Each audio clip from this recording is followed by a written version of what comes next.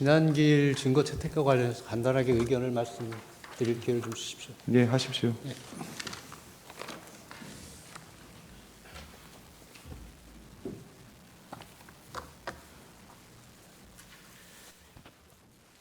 지난길에 한덕수 총리에 대한 증인 신청을 기각하셨습니다.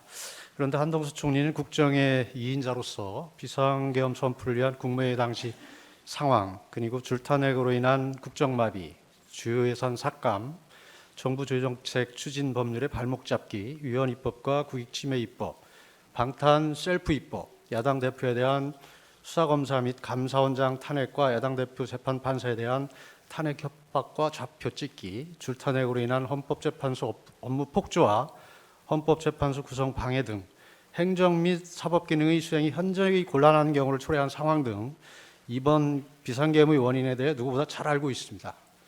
그리고 한덕수 총리에 대한 탄핵은 최상목 대통령 권한대행의 자격과도 밀접한 관련이 있으므로 우선 심리가 필요합니다. 그렇기 때문에 신청구인 측에서는 중요 증인으로 신청하였으나 관련성이 떨어진다는 이유로 기각이 되었습니다.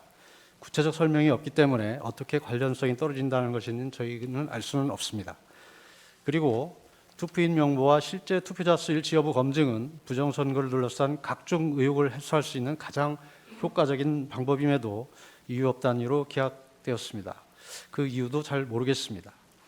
지금 헌법재판소는 헌법재판소법을 비롯한 명문의 법률 규정들을 위반하여 재판을 진행하고 있으며 결론과 선고 시기를 정해놓고 달리는 것처럼 신속한 진행과 위법 불공정한 심리를 계속하고 있습니다.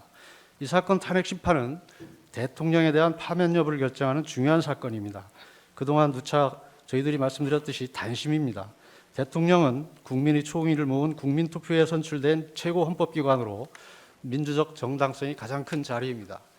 따라서 대통령에 대한 탄핵은 국민주권의 결과를 뒤집는 것이므로 그 결과에 걸맞는 정도의 중대한 사안이어야 합니다.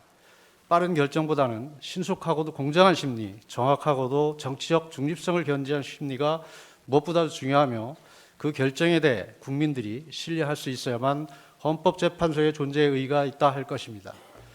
그런데도 지금과 같은 심리가 계속된다면 대리인단은 중대한 결심을 할 수밖에 없다는 점을 말씀드립니다. 존경하는 재판장님, 그리고 재판관님들, 헌법재판소는 최고의 헌법수호기관이자 법의 지배를 위한 법치의 최후의 보루입니다. 부디 현명한 결정을 해주실 것을 간절히 호소드립니다.